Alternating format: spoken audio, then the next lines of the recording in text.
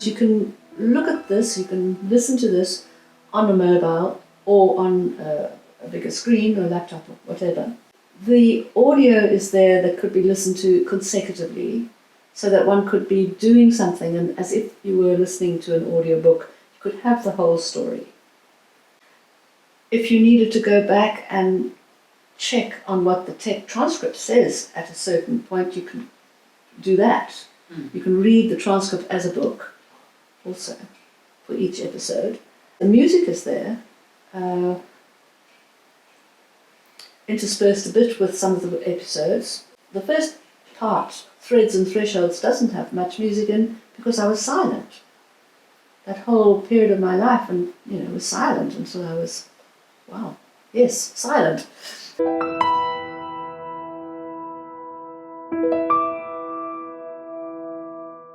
The second part of the memoir is called Music and My Soul, and that's when that recurring dream started before I turned 50.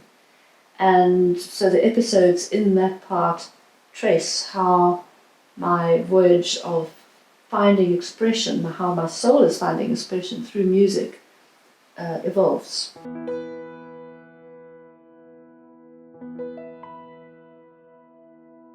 The third part, which is called You Yourself Are the Melody, is quite an interesting part, because that I began to realize that we look outside of ourselves for a lot of affirmation or confirmation about certain things, but trusting one's intuition and going with that allows one to experience things in a different way.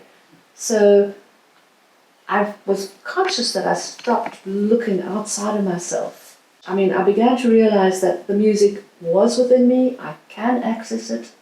I didn't have to worry that I couldn't describe what kind of genre of music I play, because musicians would say, "What do you do?" And I couldn't actually describe that. And I began to be comfortable with just being a spontaneous, intuitive musician. And that was okay. And I had the support from the music, that I knew that any piano I could sit at, the music would be there.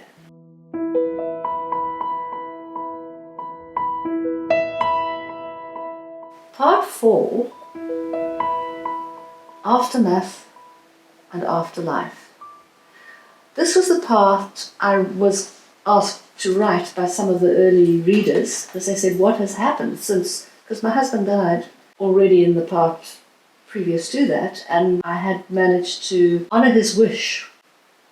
I must just say that he was in a plane crash, and so I received his remains 2 years after it, and his wish had been to be buried in the Lake of Geneva, and I was able to do that.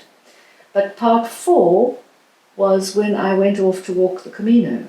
I walked for 7 weeks almost across France. I didn't walk on the Spanish side, but I walked 770 kilometers. I will just say that one of the lessons along the way was I kept hearing Ronald, my husband, his mantra, which he used to throw out wherever he could, whenever it was appropriate.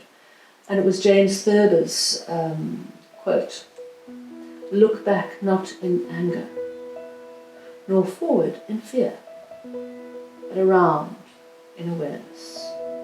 And I kept hearing that as I was walking on the Camino. And that's actually something that I do run my life by now. It has been a wonderful way of staying in the present moment, holding the energy in the moment, which is interesting, because with memoir you do look back, but not in anger. It's curiosity and compassion.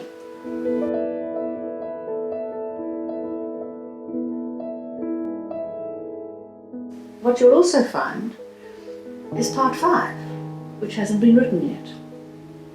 It's there, it has a title, and it has a very nice image, and it's called Transition Times. Because I feel I'm now really aware that we're on the cusp of something new and big, and something that none of us really have a sense of. So I want to observe that, and I want to be present for it, whatever this is going to be.